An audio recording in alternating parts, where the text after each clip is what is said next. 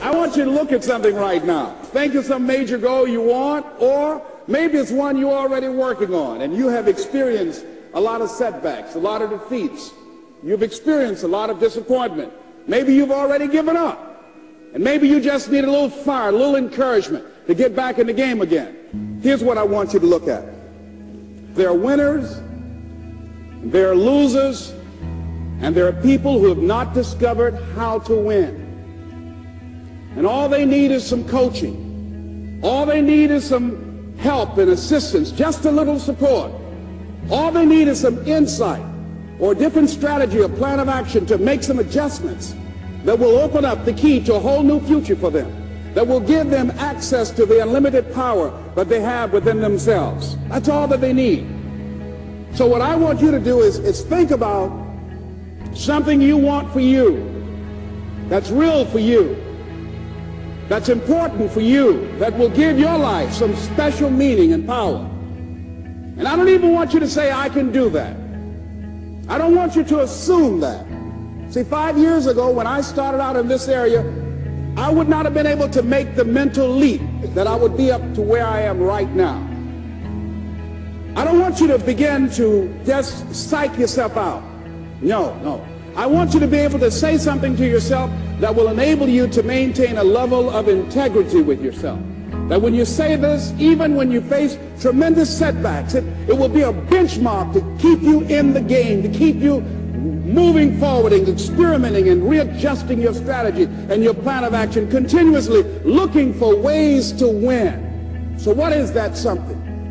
When you got an idea you want to move on, you might not have the money, you might not have the education, you might not have the support or the resources you need. What is that something that can keep us going, that will enable us to act on our dream? What's one of those keys that will begin to help us to discover the secrets to our dream? Here's what I want you to repeat after me, please, with power and conviction. Say, it's possible.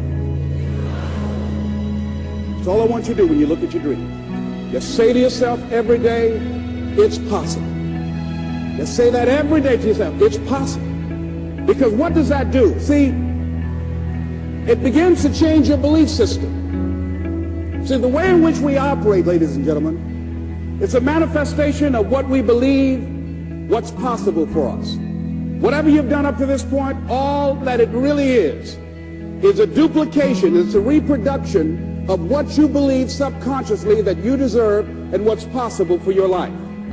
Most people operate out of their personal history, out of their memory, things they've done, things they've experienced, things they've seen, things that they have observed. What I'm suggesting that you operate out of a larger vision of yourself. I want you to see yourself doing what you want to do, experiencing what you want to experience, having what you want to have, doing what it is that gives your life some meaning and value. Operate out of your imagination, not your memory. Because whenever you look at where you want to go, I'm wanting to warn you, you will have some conversation back here after you go through the data that you've experienced in life saying you can't do it. And so what you want to begin to do is ignore that inner conversation. Well, most people, ladies and gentlemen, when something happens to them, what they do is they begin to believe that that's the way it is. That's the way it's always been. And they can't see the possibility of it being any different. Example.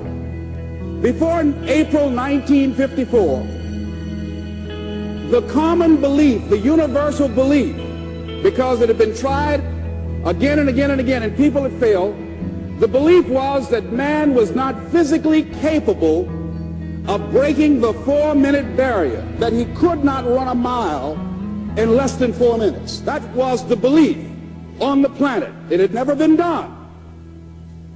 But here's what happened, ladies and gentlemen.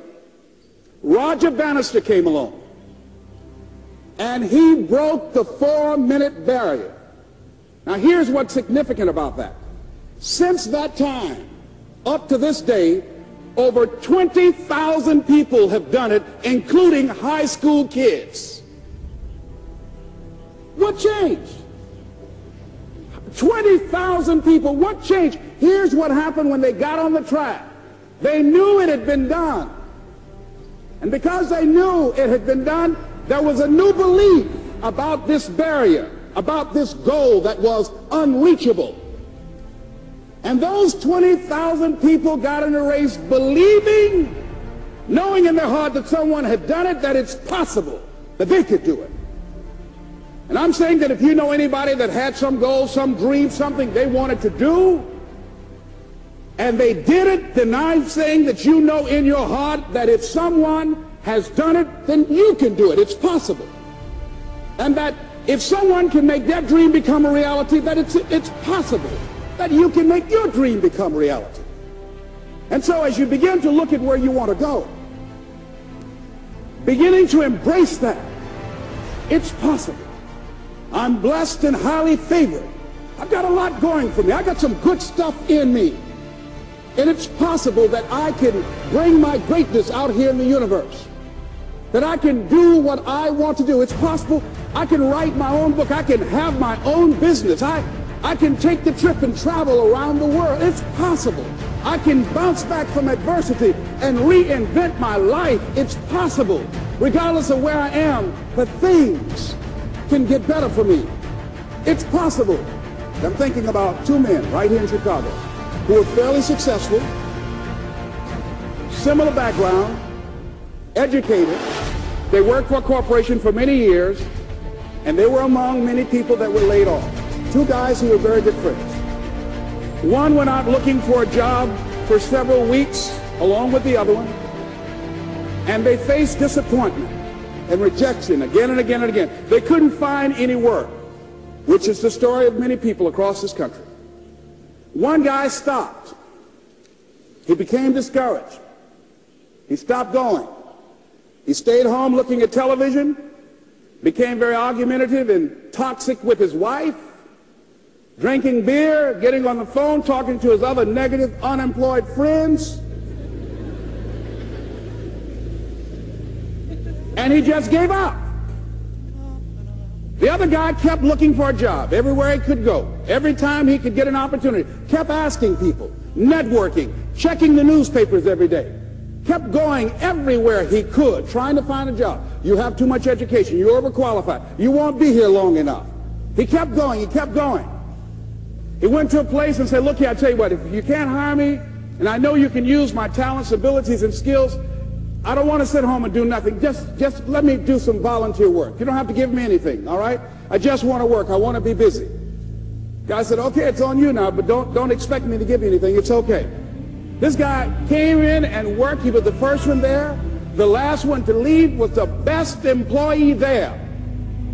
About 4 weeks later, one of the top managers quit. They were looking for a replacement. Guess who they selected?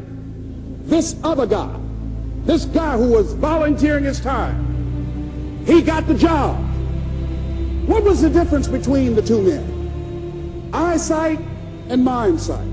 Eyesight is judging on what you see, judging according to appearances.